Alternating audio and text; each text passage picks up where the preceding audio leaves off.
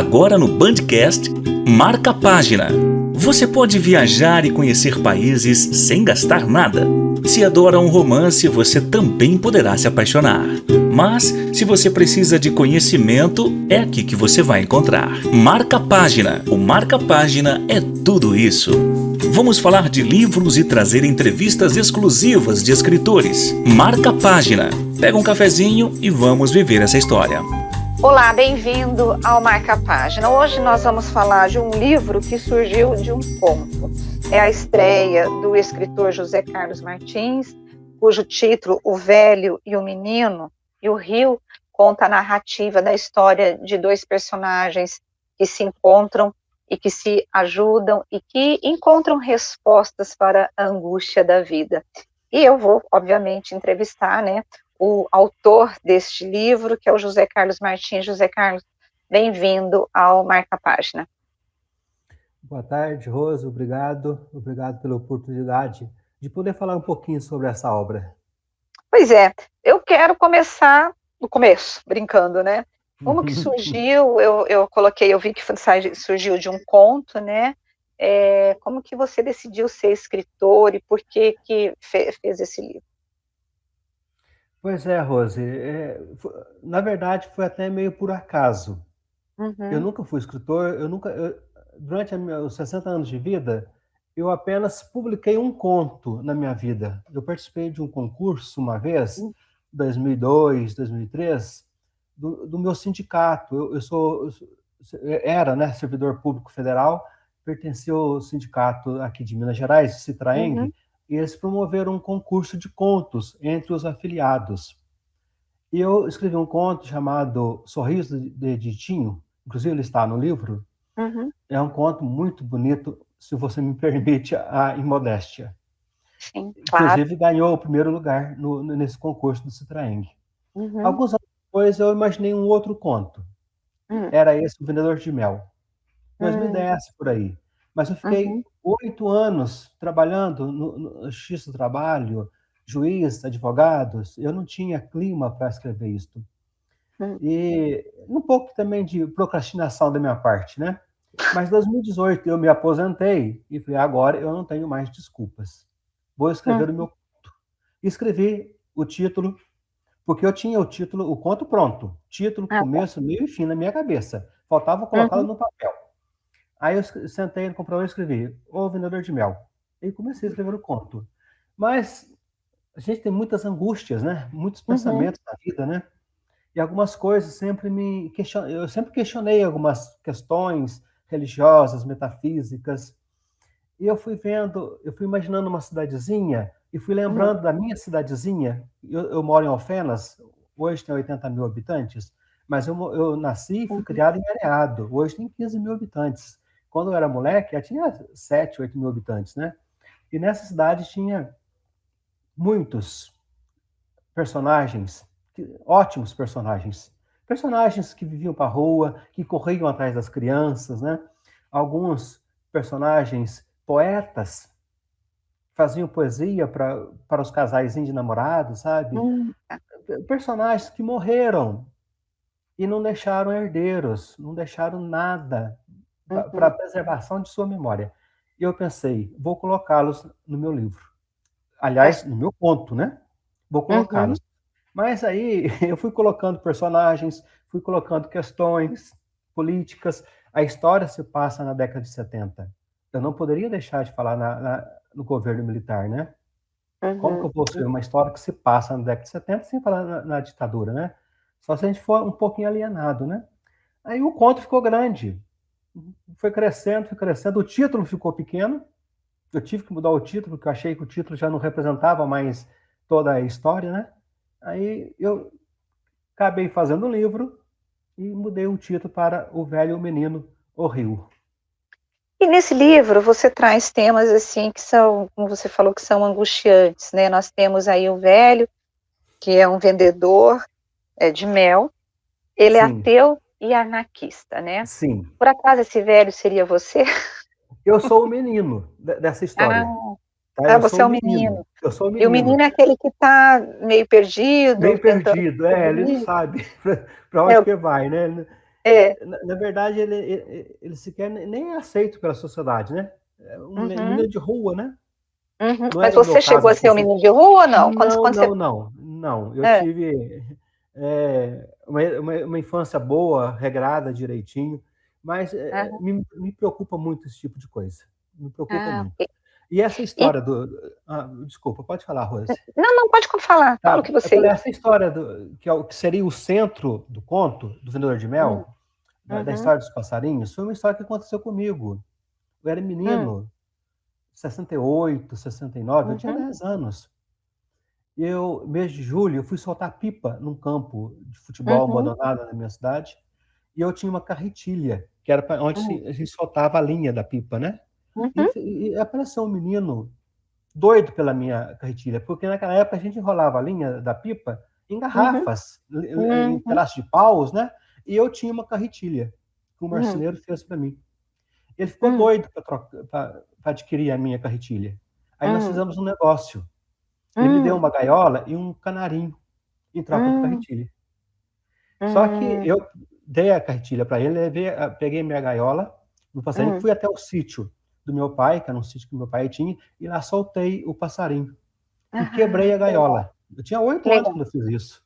Nossa, isso deu uma confusão danada, porque o menino fez o negócio à revelia do pai.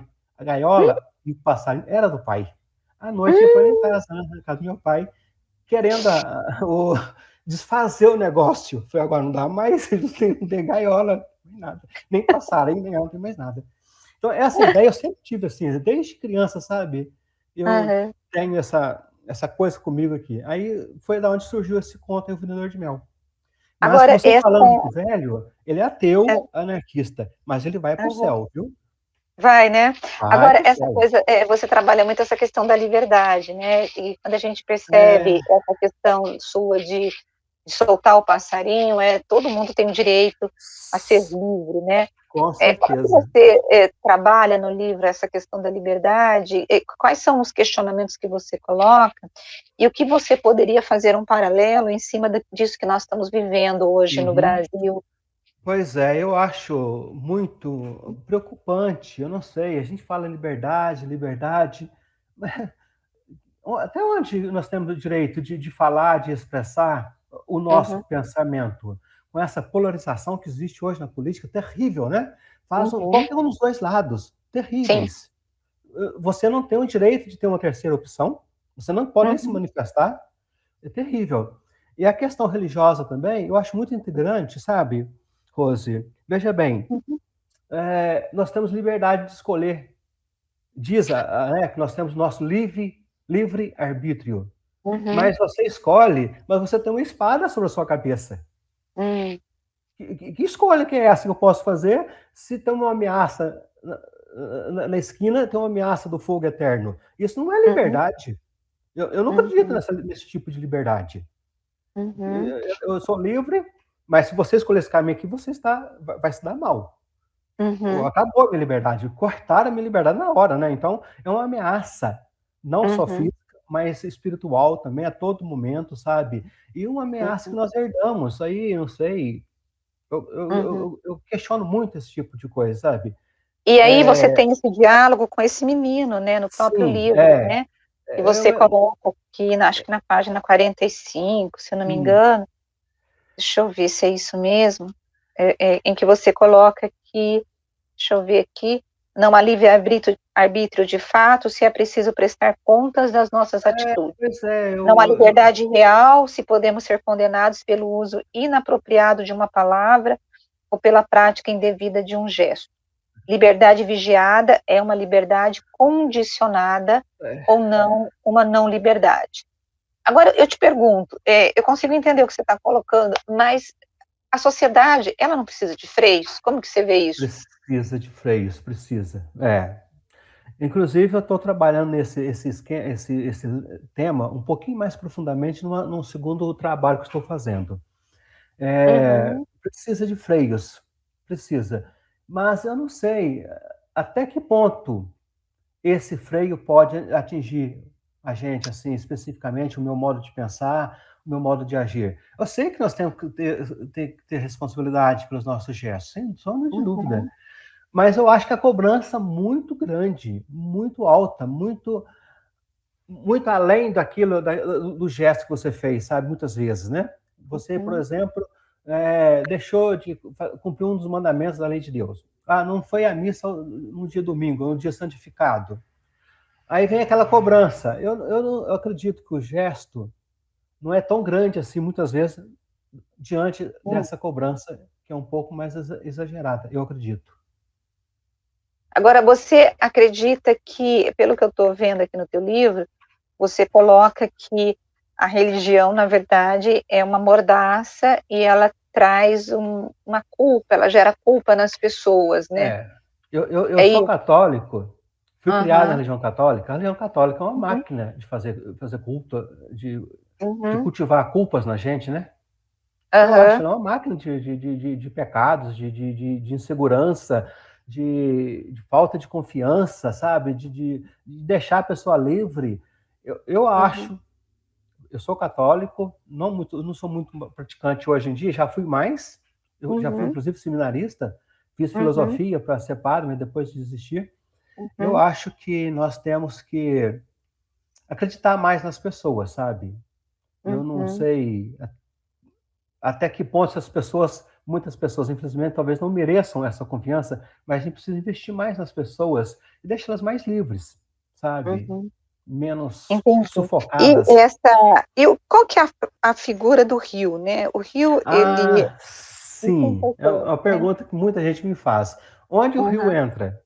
Pois é.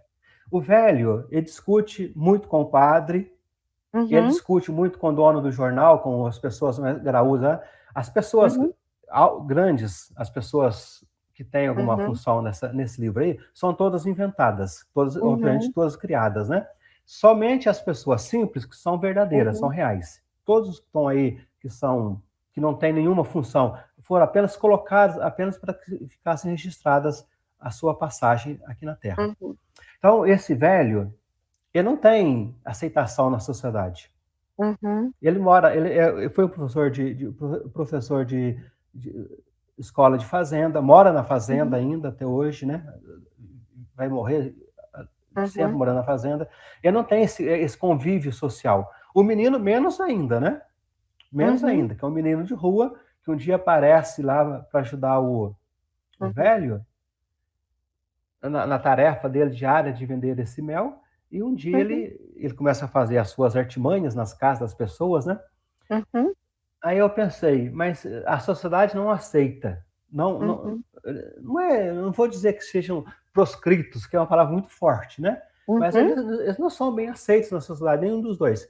O rio é quem vai os acolher. O rio é quem vai recebê-los depois de braços abertos.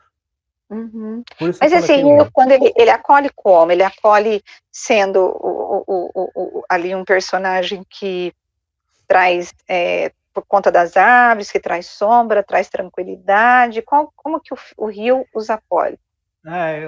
O rio, ele corre, obviamente, para o oceano, né? Sim. Ele sempre busca o oceano. Então, o rio vai recebê-los, no momento final deles, vai recebê-los para conduzi-los à eternidade. É o condutor deles para... Entendi. Na verdade, você tira essa figura do céu, do inferno, e você cria um terceiro personagem que é como se a pessoa, metafisicamente, ela fica diluída nessa correnteza de águas. É isso. Exatamente. Você captou perfeito. Você expressou melhor do que eu. Tá certo. Tema. Agora, muito bom. Ô José Carlos, se você fosse recomendar o teu livro para os leitores, fazendo um resumo, o que eles poderiam encontrar, né? Pois é, além desses personagens, que eu gosto muito dessa parte, que eu resguardei a memória de alguns personagens.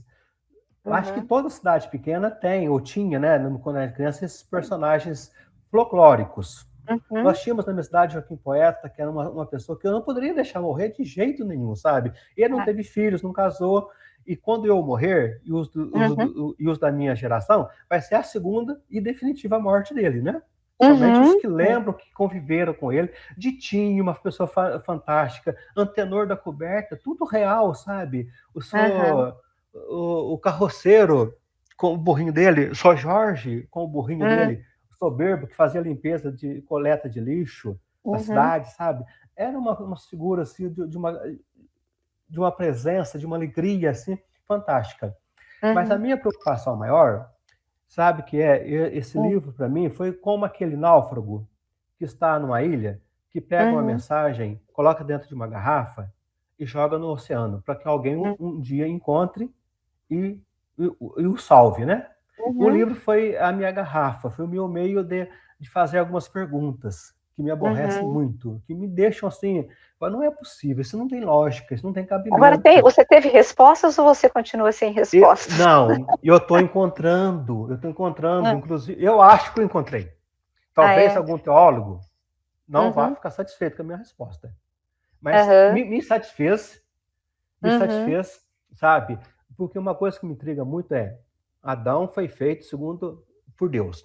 Aí Deus disse assim para Adão, aquela árvore ali você não pode comer. Depois ele fala para Adão escolher os nomes para todos os animais da terra, não sei o que mais, e escolher entre eles alguém que fosse parceiro para ele. Ele dá nome para todos os animais, mas disse que nenhum deles o satisfez. Aí Deus faz a Eva. Ora, Eva não sabia da proibição de comer da árvore proibida. Ninguém falou para ela. Não tem na Bíblia. Eu não vou imaginar uma coisa, o Adão falou para ela, o Adão alertou, mas não tem, isso não consta. Então, Eva não sabia dessa história, que era proibido comer. Quem disse para ela, na verdade, foi a serpente. A serpente Aí você acha, então, que ela foi vítima? Foi vítima. E as mulheres vieram com esse vitimismo a vida inteira, sujeitando a vida inteira. O culpado é só o homem. O Adão é que sabia que a árvore era proibida. Ora, e depois, eu defendo, houve na época de Santo Agostinho, uma discussão muito grave com outro personagem lá, que falava assim, Santo Agostinho, esqueci o nome dele agora, Pelágio. O Pelágio dizia, culpa exige participação direta. Se você não participou, você não pode ser culpado. Então, por que vem esse pecado para cima de nós até hoje, né? Isso aí, para mim...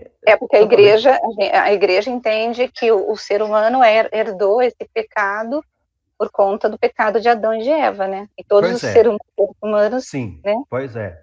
Mas aí, Deus não é bom? Deus não é pai? Deus não é tudo de bom? Então, mas o fato dele ter colocado... Então, mas, Zé Carlos, mas o fato dele ter colocado Jesus Cristo não é um resgate dessa culpa? Pois é, mas se ele tivesse perdoado Adão e Eva, ele evitaria a morte de Jesus, né? Mas a Jesus morreu justamente para perdoar os pecados da humanidade, não é isso? Pois mas então isso aí foi premeditado? Deus premeditou, eu vou fazer o homem e a mulher pecarem para depois eu mandar meu filho ao sacrifício? Não, ele permitiu, vamos supor que ele tenha colocado lá e permitiu, ele é soberano, ele poderia saber, claro. Assim dizer, né? Mas ele permitiu porque ele acreditou que o ser humano não faria nada, não cometeria nenhum deslize. Não poderia? Eu vou defender uma tese diferente, sabe, Rose? Se você me permite. Não, claro que eu permito. Eu estou discutindo o teu livro, é o que está no teu livro, na verdade. Mas essa resposta eu obtive agora. A minha resposta eu obtive agora, mais recentemente. Eu acho que há uma questão um pouco equivocada aí dos termos usados. Eu acho que Deus fez essa árvore peçonhenta com o intuito de dizer ao homem, você quer sair do paraíso? Você pode sair. O caminho de saída é através da árvore. Lá fora, você não terá uma vida como aqui. Santa, eterna, mas monótona, mas eterna. Mas é essa vidinha aqui. Se você quiser outra vida lá fora, você pode sair. Aí o Adão escolheu por essa opção. Isso não é pecado, obviamente, fazer uma escolha. Então, eu creio que Deus não perdoou Adão e Eva porque não tinha nada para ser perdoado. Porque Deus apenas deu a ele uma opção. Você pode ficar... você está criando aqui uma tese que gera polêmica. Eu ainda estou estudando esse assunto, sabe? Eu estou aprofundando. Mas tem outras coisas ainda bíblicas que me deixam inquieto, sabe, Rose? Eu imagino. Só mais um exemplinho, lá no Novo Testamento, rapidamente, tem lá as 3 tentações de Jesus. E uma delas, acho que a segunda tentação, o demônio leva Jesus no mais alto dos montes. Isso, no pináculo. Né? E mostra todas as riquezas e todos os reinos, todas as possibilidades para Jesus falar assim, tudo isso será seu se você se prostrar diante de mim e adorar-me. A ele, o demônio, né? Jesus fala só a Deus, né? Vamos adorar somente a Deus. Mas como o demônio oferece tudo a Jesus? É do demônio essas coisas?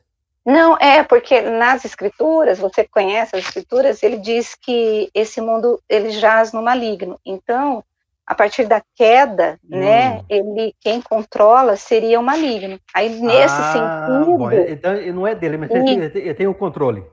Tem o controle, isso, nesse sentido. Ok, tá bom, eu vou aceitar a sua... Mas isso, como que ele pode oferecer? Não é dele.